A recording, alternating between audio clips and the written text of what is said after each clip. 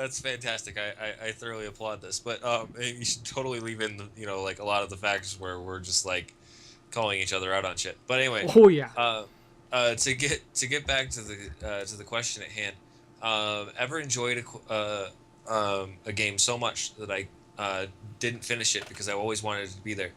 No. But that is because I'm a story person. So if there's a game that I am thoroughly enjoying that has a story, I'm enjoying the story and I have to get to the end. That is a part of who I am. I have to know the story. I have to see the end of it. So I can't it would be impossible for me to enjoy something with a story and not do the end of it. Um, that's just those two things cannot exist in the same like next to each other. It can't function. Now, Superhuman, Shinobi Sean Dooley.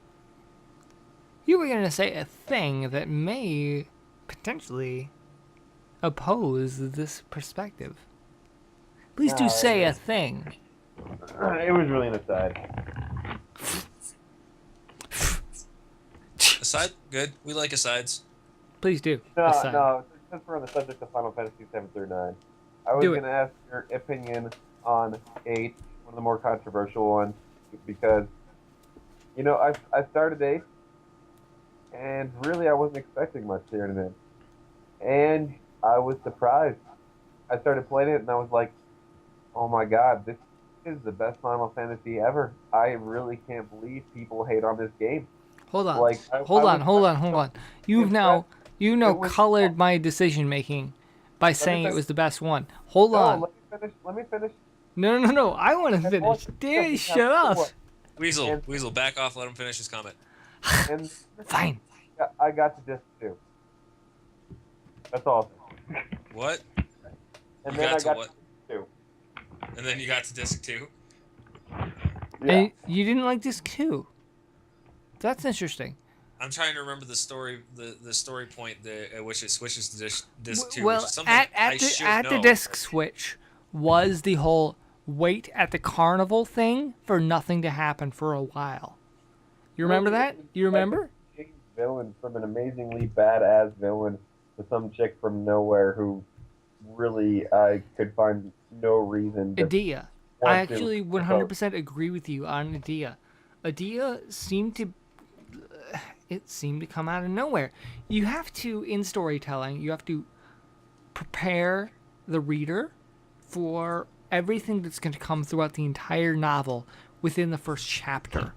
In fact, if you don't prepare the reader for everything that's going to come without the entire novel in the first paragraph, in the first sentence, then you are not the best. You're not in top tier.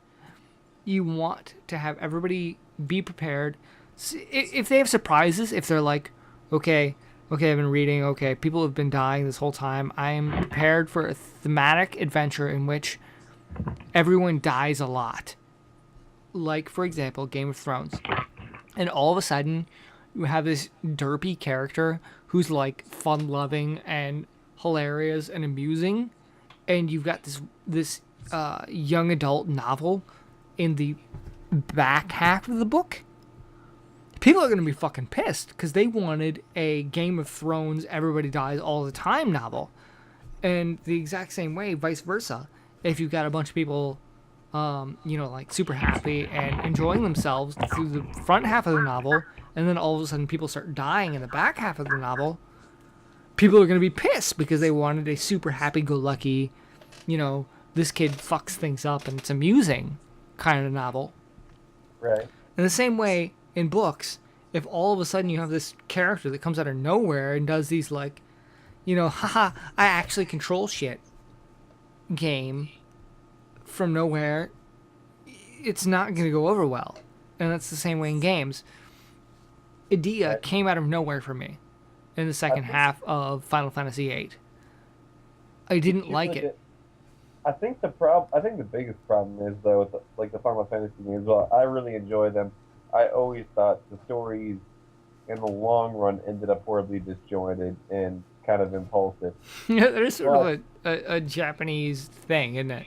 See, that's exactly where I was gonna go. I've had this discussion with my buddy, and I realized, since I like nerding out watching some Japanese films and stuff like that, and I've watched films from a few other Asian cultures and stuff like that. It seems to be a theme, and it really just seems to be a difference in the way they express themselves in storytelling. Their idea of what makes a good story has developed differently than ours, so it's different expectations. You have to ask yourself though, is that okay? Is that better? Which which type of storytelling is actually better than the other, and which do you want? You think about you go way back to the classics. You go to Banquo and you go to Macbeth and you go to Shakespeare, and even you go along the same lines to the Japanese type of storytelling, which is the whole kabuki theater, which is overly dramatic and really.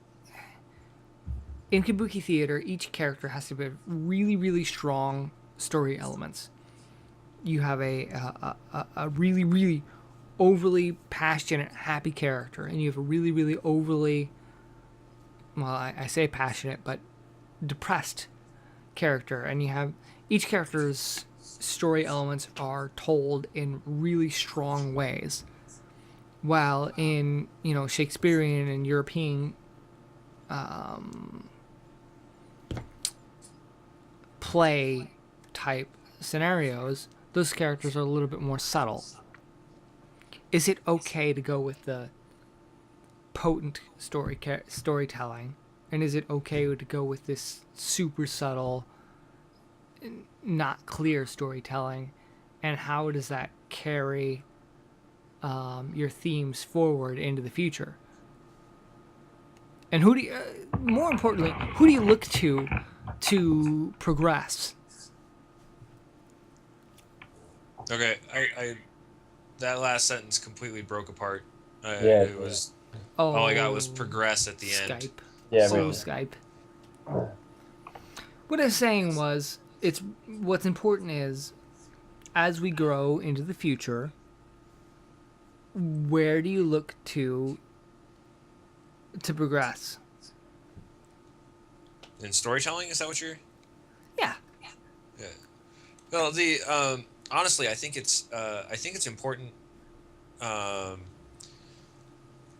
to maintain all the different modes of storytelling. I think that all of them serve their purpose, like serve a purpose, um, and that you know the like some styles are gonna gravitate more like some people are gonna like this more, some people are gonna like this more.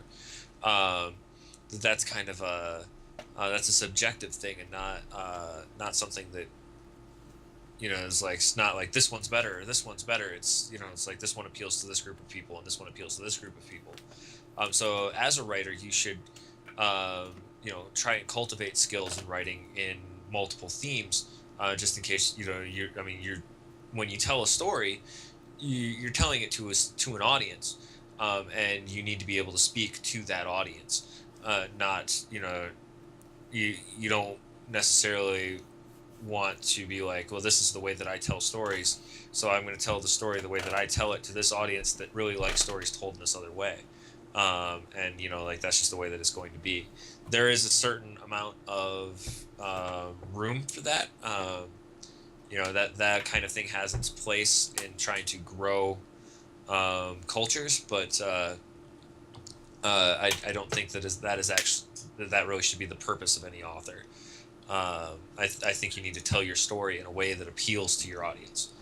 Um, as far as all of that goes, I do want to go back though to Final Fantasy VIII, on a lot of things, because that is of course my favorite Final Fantasy game.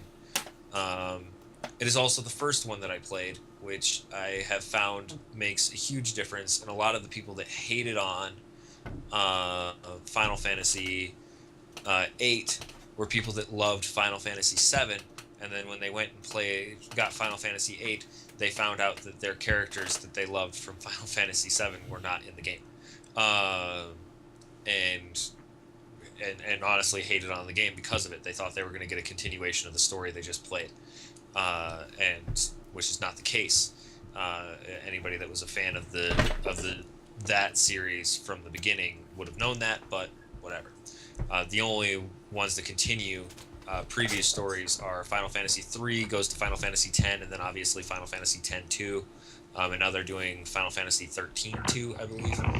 But and they've tried to do like follow-up games as well to Final Fantasy VII, but that's stupid marketing and things like that. I want to go back to the whole Adia thing and coming out of nowhere. I, I mean, we all know that I love to figure out what's going on in a story before it ever happens, and I'm usually pretty good at that. I'm not saying I'm like a genius about that or anything. It's just that I it wasn't out of left field for me. I saw it coming. I like. I especially liked when you get down to the end of the story, that you're back at the beginning of the story, and that it's actually a time loop, more or less, for everything. But like I mean, the main characters play through it, but Adia, or Ultimecia, is actually who is a time sorceress, is stuck in a time loop. Um, and or time compression, which was a really out there kind of concept, I think, to grasp, especially since the game did a piss poor job of explaining it. But it was fascinating to me, but like I said, Adia didn't shock me, didn't surprise me, so I feel a little bit differently about that than I think you guys do. I think that Adia sounds moody. The entire thing about Adia, it's this thing cycling and so, oh, I've been here forever, so I get to be whiny. I know that's not the way you see it, and it's actually not the way I see it. But Adia as a concept is something that most people find like, it's so whiny. It keeps happening. Oh no, oh no, eternal life. Oh, it's so hard. Yeah, well, the thing with that, and the one of the concepts actually of the game that is easy to miss, is at the end of the game, you go back in time to where Adia was just the lady that ran the orphanage for all of these children who wind up being, the heroes of the story. Um,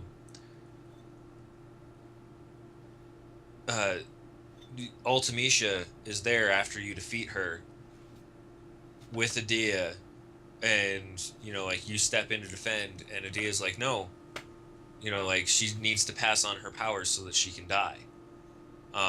Which is what then again resurrects Adia as Ultimecia, and then it's Ultimecia's powers that are really trapped in the time loop, which causes the whole story to roll out. I want to say that is absolutely, literally, to me, this whole time loop thing is. I know it's not actually literally a loop. It's fascinating to me. I love it when you fuck with time. It's the whole thing with me loving Doctor Who. I absolutely love trying to figure out all the possible results of shit like that. I don't understand why, in that case, Final Fantasy VIII wasn't fascinating. I think it's because people were so obsessed with 7. That's all I got, is because people were so obsessed with 7. Then, of course, Superhuman Shinobi Shonduli, his favorite, was 9. So I guess his opinion is completely irrelevant to Final Fantasy VII lovers. I'm totally ready for another shot, by the way. But I just took one. you I messaged you. you said shot time. Okay, you did not give us enough time to prepare, in Well, case I Aaron was just. still talking. I didn't want to interrupt. It Well, sounded like then you like fucking wait. You fucking wait. You fucking impolite dickhead. I do agree with him very much on the subjective thing. I would have said the exact same thing. I might have conceded that I think in some ways Western storytelling has advanced a little more in some ways, and that's part of the reason why it's absorbed so widely. But I think that I, this would be an I excellent, admit, complete topic, I, specialized topic for yeah, an I think episode. But I will let you continue. But I was one gonna day say we I will talk about have that specifically. target audience, your medium, and so many other things. If you can affect, if you can effectively achieve what you're trying to convey with medium, you don't really need to be scared and start to tell a storytelling. So what you're saying is that if storytelling works to the point that it connects with an enormous audience, that it is not flawed, but that doesn't make it the most poignant storytelling element ever. I can see Uh, that. For example, Old Boy, that movie, I had heard so much about it, and I saw it. I hated it the first time I saw it. I all I called it was Count of Monte Cristo ripoff with gore. It seemed so pointless to me, but I have to admit, on watching another time, I really feel it was effective in conveying certain emotions within the viewer that they were trying to convey, even though it did jump around, and even though it was not necessarily a ripoff of Count of Monte Cristo, but I would say at least an homage to it, which that they do admit during the movie. Then they make a reference to that, but I have an interesting movie. I don't think it was very good, but Texas Chainsaw Massacre. It is the most terrifying movie for me that I have ever actually gone through the effort of seeing. I don't Which do which version I have to ask because there are several. the most modern version of Texas Chainsaw Massacre. I don't do horror movies. See, here's the thing. Here's the disclaimer. I don't like horror movies very much, so I don't see them very often. But most horror movies that I see, I don't think, oh, that was so scary. I'm gonna go home and think about this. Like White Noise. I didn't go home and be like, oh, that was so go scary. home and think about what you've done. I wonder what has happened to make me deserve this white noise. The Texas Chainsaw Massacre, because of the whole, at the end of the movie, they play the real life footage from the actual thing from which it's based.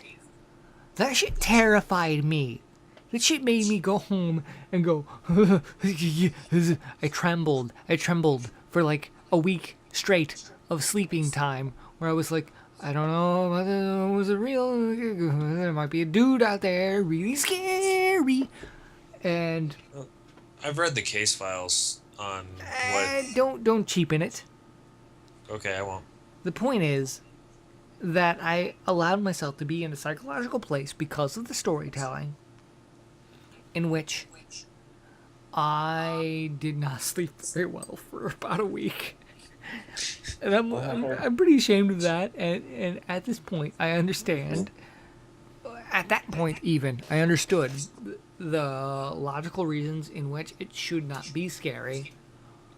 Nonetheless, the storytelling and the writing was good enough that I was fucking terrified.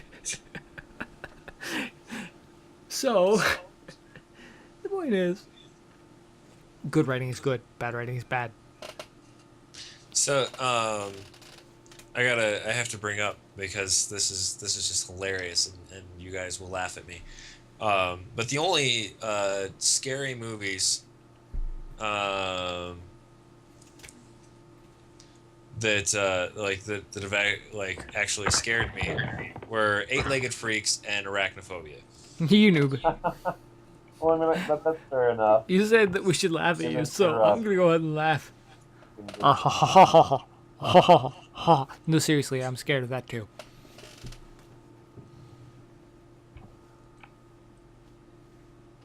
Come on, go on. This is totally you, Aaron. Go ahead and elaborate. Well, I'm terrified of spiders. Okay, I have an irrational fear of spiders. Although some people say that it's not an entirely irrational fear, as I was almost killed by black widows. That's I was not terrified. the part at which it becomes irrational to me. Spiders, you can't see them. There's a chance that you could not see something that could fucking kill you. Yeah, but I'm not terrified of bacteria. Well, Although, to granted, some extent bacteria of don't. logic, a spider's venom, the bacteria in the spider's venom, could be the thing that kills you. So, you know, But the actually, I mean, the real point on that whole thing is that you don't periodically have bacteria just like pop up in front of your face and scare the crap out of you. all right, Like touche. spiders are prone to doing. Like I also think that they have a sixth sense that they know when somebody is terrified of spiders, and they go out of their way to enhance that fear. That they just like they will make sure to drop down in front of your face. Um, I have some and stories, but please finish before I start telling my stories. okay, um, but the shit, what was I saying? Um, You were the saying that your fear of spiders is irrational.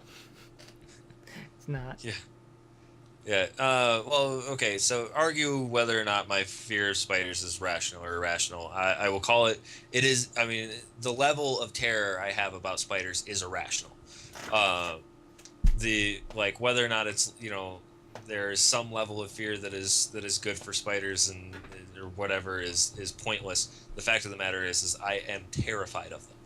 I have developed my ability to deal with spiders over time, whatever.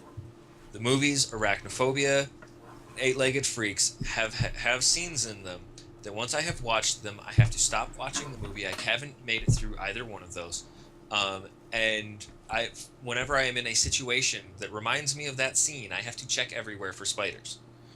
Like, and those movies, from what I understand, not very good movies. I mean, They're funny. They're yeah, fucking humor movies. I know, right? Scare the crap out of me. Movies like Saw. Saw was a good horror film. It was very, it was a psychological thriller. Um, but for me, horror as a genre, I have given up on. They do I'm with nothing you. for me. Yeah, I completely agree. Here's the thing. I am also afraid of spiders. I am Aaron's brother. We've grown up together. That is a thing that we've developed together. Um, I don't. I consider fear of spiders to be a totally rational thing for the reasons I gave earlier. If you get bit by a spider, you might fucking die and you wouldn't know why. That's why I'm afraid of spiders, because they're this thing that you can completely not know that's there that can kill you. Snakes are the same way, but not not not nearly to that degree. A snake, Snakes. you should Snakes. see, you should know that a snake bit you. A snake fucking strikes you when you're like, oh shit, here's this giant thing that bit me on the leg. You might not know it was there before you walked through the area and got bit, but once you got bit, you see it. You see the thing and you're like, okay, this is a snake. Maybe I should go to the fucking hospital and get this checked out to make sure I'm not gonna die. A spider, you're like, ow, and you never see it. You never see that a spider bit you. You're just like, ow, maybe an ant. Maybe something really painful bit me on the leg. I don't know. And then you die. Because you had no idea that you were supposed to go to the hospital. Yeah. I've got logical reasons to be afraid of spiders. But that. Aaron But is a that. different story. Aaron's a phobia. Aaron's is like non-logical. Okay, I see an eight-legged thing. I am like, and jump to the other side of the room. I'm not that bad anymore. You're not. You're not. I understand, I, but you it- do but I- have a phobia. Yeah. You Well, have a and when phobia. I don't know if I have a phobia. I just have a logical understanding of the fact that spiders are fucking creepy. Yeah, well, and I mean, at this point, I would like to point out that that I don't, like I don't jump across the other side of the room. My level of fear You is still fucking the kill same. that bitch. Yeah, it used to be like I couldn't kill the spider unless I had some kind of weapon, which is just an extension of my hand, so I didn't have to touch it or get close to it. Like tissue paper was not enough for me. Now that is Actually, not true. I can slaughter spiders. You know, I have a my level curiosity. my level of fear is still the same. My ability to deal with that level of fear is what has improved. Superhuman Shinobi Sean Dooley. To me, you are actually literally superhuman. You are actually like, I don't know any of your fears. What are your fears, superhuman? I know you have the self-conscious fear of females wanting to jump on your john, but I need more than that. I really do fear. So, I mean, that's obvious. I mean, who couldn't fear that? Um, wow, I might need a minute to think about this. You make a list. You go ahead and you make a list. We'll deal with that list one at a time, and we will make you truly superhuman.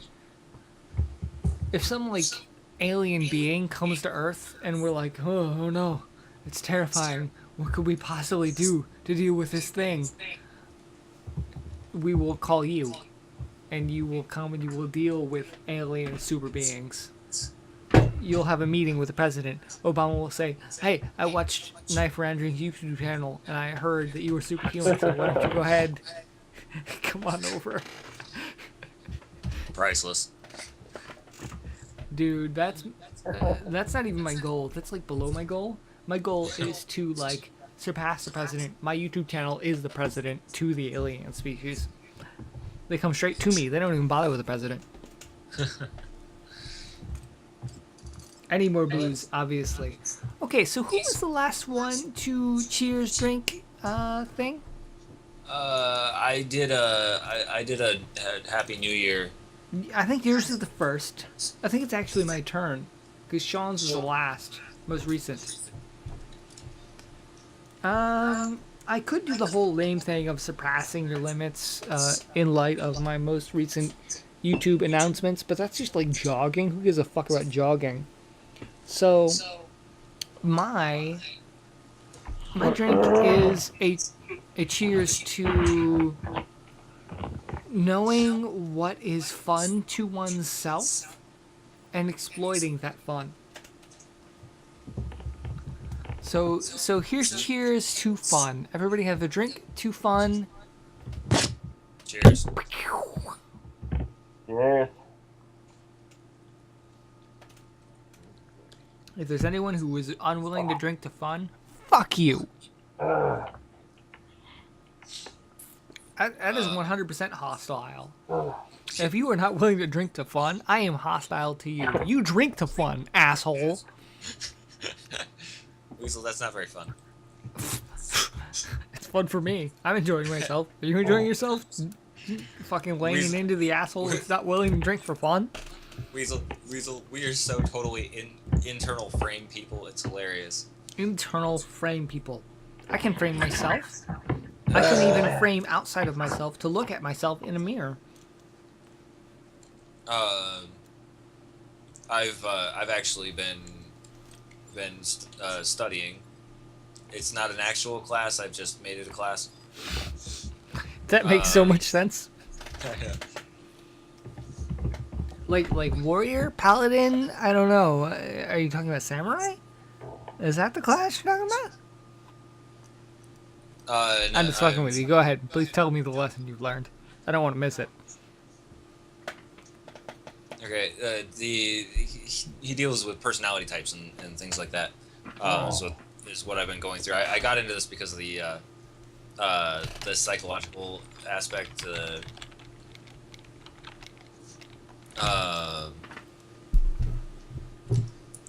He, like, so I don't know if anybody's familiar with Myers-Briggs.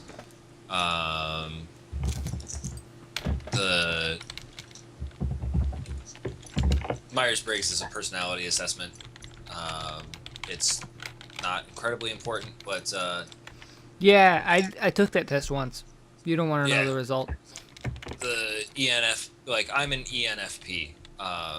If anybody understands what that means, cool. I do. There are also things called like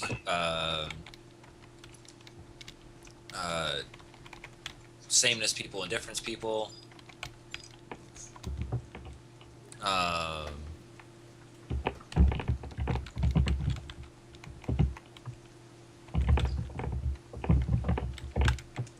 There are. Sorry, I got distracted. There are internal frame and external frame. One of the things that I have learned recently, Weasel, you might have noticed the comment on my Facebook page You're fucking dumb. about learning. You know, I'd learned 2 things in the morning, like that had changed my life forever. Yeah. And one of those things, or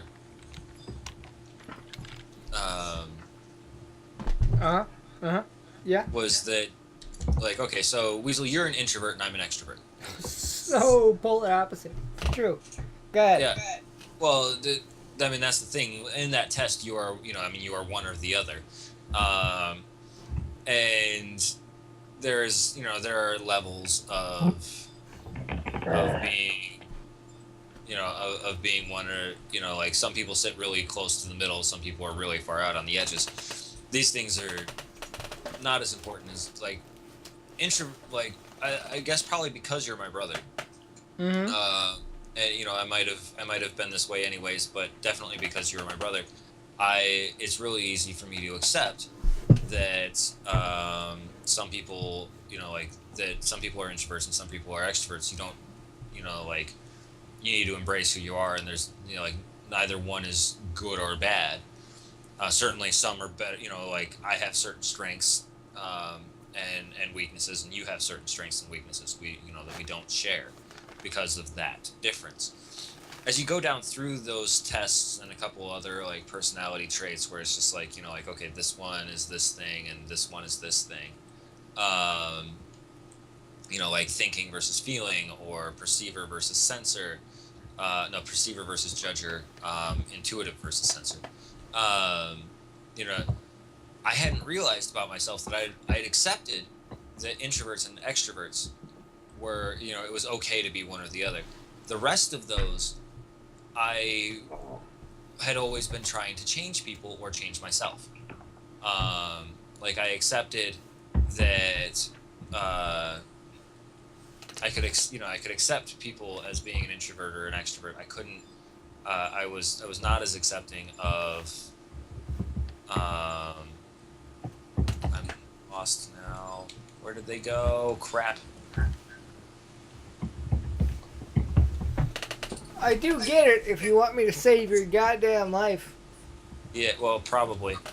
Introvert and extrovert is not the only scale. It's not so simple as even a T-scale of, say, the Y and X value is introvert and extrovert, and the actual plus and minus numerical value is something else. It's not even as simple as that. There's infinite. No, actually, that's not where I'm going. Well, what I'm going with is